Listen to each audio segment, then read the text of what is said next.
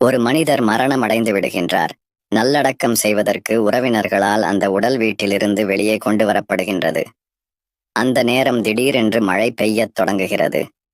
அந்த உடலை ஒரு பிளாஸ்டிக்கால் மூடிவிட்டு மழையில் நனையாமல் இருக்க எல்லோரும் விரைவாக ஒரு வராண்டாவிற்குள் சென்று நின்று விடுகின்றனர்.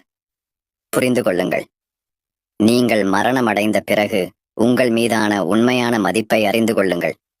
இன்று நீங்கள் இறந்தால் உங்களை விட்டும் மக்கள் விரைவாக நகர்வார்கள். உங்கள் உடல் மீண்டும் வீட்டிற்குள் கொண்டு வரப்படாது. உங்களுக்காக யாரும் மழையில் நனைய மாட்டார்கள். உங்களுக்காக கொஞ்சம் கண்ணீர் சிந்தலாம். ஆனால் யாராவது ஒரு நகையையோ அல்லது தொலைபேசியையோ தொலைத்துவிட்டால் அது உங்கள் மரணத்தை விட அவர்களுக்கு அதிகமான வேதனையாக இருக்கும். இப்போது சொல்லுங்கள், உங்களை இத்தனை சீக்கிரம் மறக்க காத்திருக்கும் மனிதர்களில் யாரை திருப்திப்படுத்த இப்போது இவ்வளவு பதற்றமாய் ஓடிக்கொண்டு